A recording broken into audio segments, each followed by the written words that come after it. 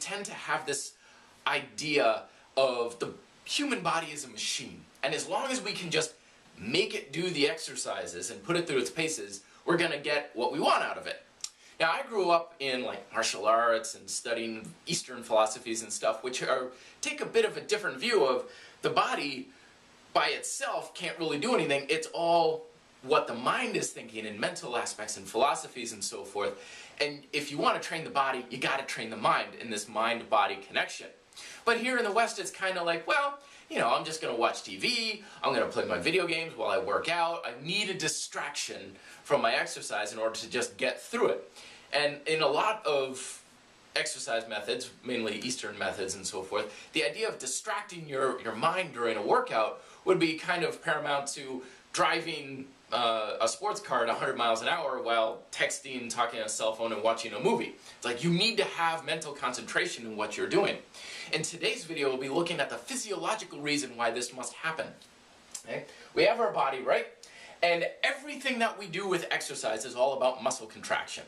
Everything from that we're trying to make change happen and everything starts with how we are contracting our muscles. This is what we have control over. Everything else kind of just follows suit after that. Muscle is, of course, made up of fibers, individual fibers, and these fibers are on a binary system. They either contract or they're relaxed. It's one or the other. And it's kind of like how we move, our ability to everything depends on how those muscle fibers are contracting, the sequence they're contracting, the timing, all of that sort of thing. Now, the thing that's controlling all of this is, of course, the nerves that are attached to these fibers.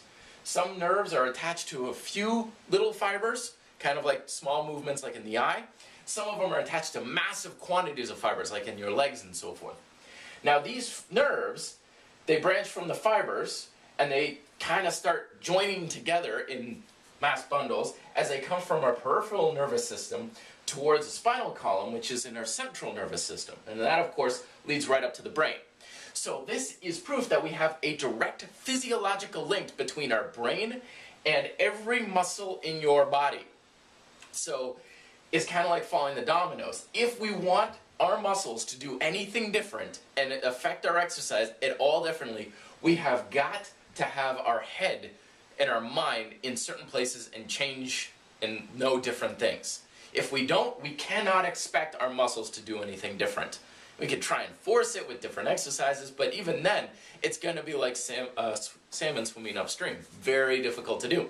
So in the next couple of videos, I'll be looking at different simple, very, very simple. I'm not saying you got to go and like meditate under a tree before you work out or anything, but simple ways we're shortchanging our mind-body connection, simple ways we can make it much stronger and have far better results with any kind of exercise. Thoughts down below. Till then, be fit and live free.